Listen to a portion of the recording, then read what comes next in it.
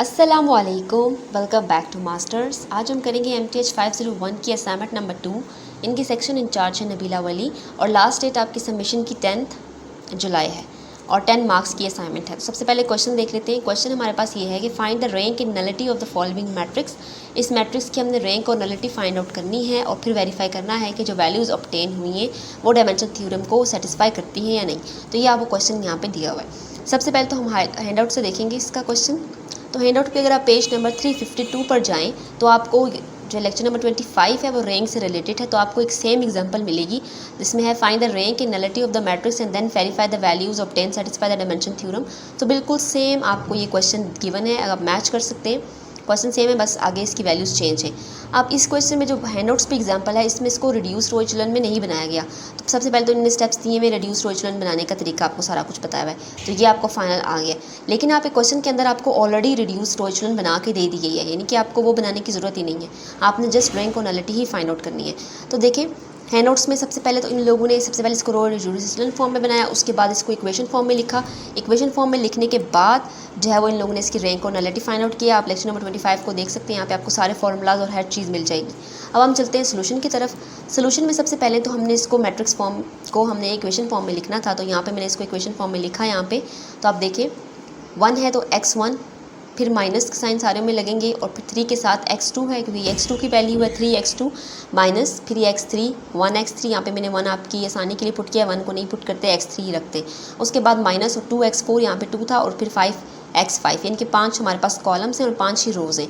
उसके बाद हम दूसरे वाले को देखेंगे तो यहाँ पे 0 लिखने की ज़रूरत नहीं है, मैंने आपकी इस अंडरस्टैंडिंग के लिए यहाँ पे लिखा है। उसके बाद मैंने यहाँ पे इसको चेंज भी किया है। तो यहाँ पे देखें कि 0 लिखा है क्योंकि यहाँ पे 0 था। उसके बाद x2 की वैल्यू 1 थी तो x2 यहाँ पे आ गया, x3 की वैल्यू भी 1 थी तो x3 आ गया, x4 0 है और x5 हमारे पास -1 है।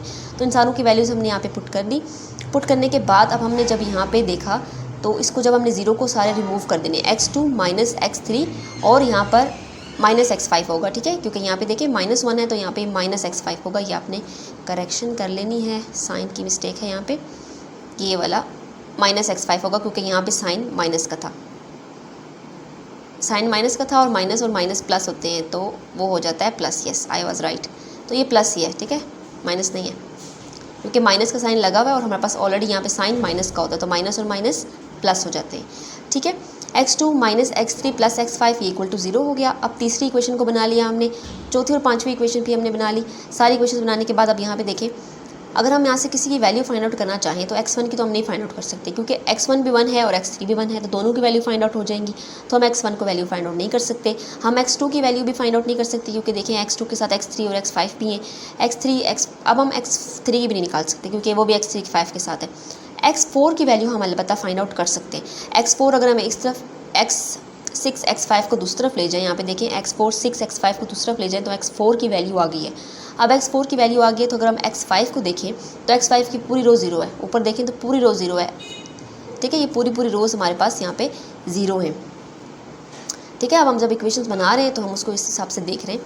अब यहाँ पे देखें दूसरी चीज़ हमारे पास जो है, यहाँ पर हमने क्या किया, x5 को हमने s लेट किया, यहाँ पे हमने जस्ट सपोज किया क्योंकि हम इसको 0 तो नहीं कर सकते ना, क्योंकि हमने यहाँ पे x5 लिखा हुआ है इस इक्वेशन के साथ।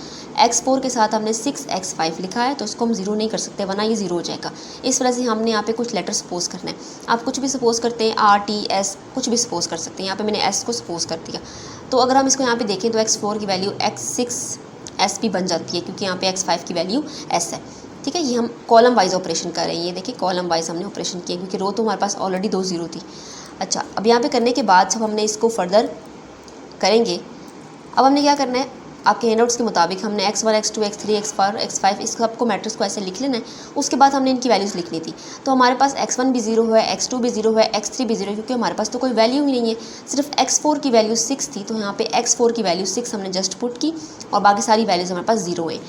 दूसरी चीज़, अगर हम यहाँ से s को कॉमन ले लें तो हमारे पास x5 की वैल्यू भी s है, यानी कि हम 2 जो है वो कॉलम फाइंड आउट कर सकते हैं। अगर हम s को फाइंड आउट करते हैं तो हमारे पास बाकी जो सारे हैं वो 0 हो जाएंगे क्योंकि उनकी वैल्यूज़ तो हमारे पास नहीं है, ना हमारे पास x1 है, ना x2 है, ना x3। अगर होता तो हम पुट करते, तो नहीं है, तो सिर्फ x5 की जगह हमारे पास यहाँ 1 पुट हो जाएगा क्योंकि वो हमने s को कॉमन ले लिया। तो ये हमारे पास 2 इक्वेशंस बन गई और ज़्यादा मज़ीद इक्वेशंस नहीं बन सकती क्योंकि आपके पास बाकी सारी वैल्यूज़ 0 हैं, ठीक है, वो वैल्यूज़ ही नहीं है। जैसे कि आपके हैंड नोट्स में अगर मैं आपको दिखाऊँ उस एग्जाम्पल के अंदर, और भी एग्जाम्पल्स हैं आपके हैंड नोट्स में, जस्ट ये नहीं है। अगर आप थोड़ा सा पीछे आएँ तो आपको एक और एग्जाम्पल मिलेगी जो है पेज नंबर 350 पे।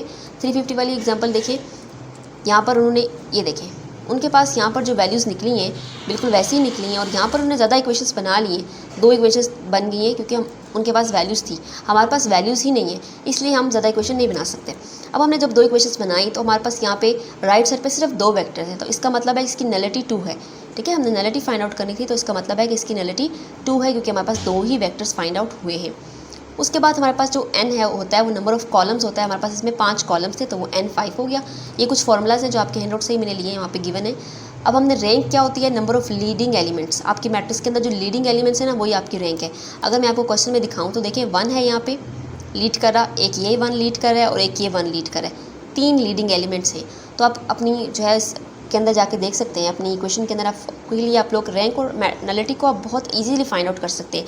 लेकिन ये क्वेश्चन 10 मार्क्स का था, इसलिए हमने थोड़ा सा इसको डिटेल में सॉल्व किया है, वरना हम आराम से नलिटी और जो है वो रैंक निकाल सकते हैं। रैंक आपने देखने हैं कि लीडिंग एलिमेंट जितने भी होंगे वो आपकी रैंक होगी। लीडिंग एलिमेंट्स हमारे पास 3 थे तो हमारी रैंक 3 होगी, और हमारे पास नलिटी 2 हो गई है। दोनों चीज़ें फाइंड आउट होगी। अब हम इनको कैसे प्रूफ कर सकते हैं, इनको प्रूफ हम फॉर्मूले में डाल के पुट कर सकते हैं। अब यहाँ पे हमारे पास फॉर्मूला है, यहाँ पे मैंने लिखा है nullity equals to n minus rank. ठीक है, और नलिटी हमारे पास क्या है, अब n क्या है हमारे पास 5 क्या है हमारे पास कॉलम, 5 हमारे पास कॉलम्स हैं तो वो हमने 5 लिखा, और रैंक क्या थी हमारे पास 3 थी, तो नलिटी क्या आ गई, नलिटी 2 आ गई हमारे पास। तो हमने भी जो नलिटी फाइंड की थी वो भी 2 थी, इसका मतलब है कि ये प्रूफ हो गया, ये दोनों बराबर आ गई आपकी, इसका मतलब है कि आप ठीक कर रहे हैं। तो ये हमारे पास एक चीज़ प्रूफ हो गई। दूसरा हमने जो करना था वो ये एक और फॉर्मूला है कि रैंक और नलिटी को प्लस करें तो वो आपके नंबर ऑफ़ कॉलम्स बनने चाहिए। ठीक है, नंबर ऑफ़ कॉलम हमारे पास 5 है, यानी कि नलिटी और रैंक को प्लस करके 5 आना चाहिए। अब रैंक देखिए हमारे पास क्या थी 3, और नलिटी क्या थी हमारे पास 2। जब 3 और 2 को प्लस किया तो 5 आ गया, यानी कि हमारे पास कॉलम्स हैं वो 5 है, तो 5 इक्वल टू 5। इसका मतलब है कि ये दोनों चीज़ें प्रूफ हो गई हैं। यही चीज़ हमने प्रूफ करनी थी इस क्वेश्चन के अंदर। ठीक है, यहाँ पे अगर आप लेक्चर नंबर 25 पे जाएँ तो आप यहाँ पर फॉर्मूलाज भी देख सकते हैं। मैं आपको दिखाती हूँ, यहाँ पे आगे फॉर्मूलाज गिवन है। यहाँ पे देखें, नलिटी हमारे पास गिवन है n माइनस रैंक, ये हमारे पास एक फॉर्मूला है नलिटी का, n माइनस रैंक। n आपके पास होते हैं आपके कॉलम नंबर, और रैंक आपके पास लीडिंग एलिमेंट्स होते हैं। ठीक है, लीडिंग एलिमेंट्स आपके पास होते हैं। इस क्वेश्चन में यहाँ पे आपको इन्हें रैंक 3 दी भी है, और कॉलम भी बताया हुआ है कि 7 है, तो आपने 7 से 3 माइनस करके ये सॉल्व कर लिया। इस तरह के क्वेश्चन भी आपको पेपर में आते हैं। उसके बाद यहाँ पे देखिए नलिटी वही वाली चीज़ हमारे पास दोबारा आ गई है। तो ये सारे फार्मूलाज आपके हैंड नोट्स पे लेक्चर नंबर 25 में गिवन है, आप लेक्चर नंबर 25 को देख सकते हैं, वहाँ पे आपके फार्मूलाज गिवन है, और इस तरह के 2 एग्जांपल्स भी सॉल्व हैं, तो आप उनको भी देख सकते हैं ताकि आपको ईजी हो असाइनमेंट सॉल्व करने में। बाकी ये असाइनमेंट आपकी 100% करेक्ट है। आपने नलिटी और रैंक को फाइंड आउट करना है और उसके बाद प्रूफ करना है कि वो आपकी इक्वल आ रही है या नहीं आ रही। तो हमने फॉर्मूले में डाल के पुट करके प्रूफ कर दिया कि ये इक्वल है, तो इसका मतलब है कि हमारा सोल्यूशन 100% करेक्ट है। अगर आपको कोई भी क्वेश्चन, कोई भी चीज़, कोई भी बात समझ नहीं आई तो आप कमेंट बॉक्स में मुझसे पूछ सकते हैं। Thank you so much for watching this video.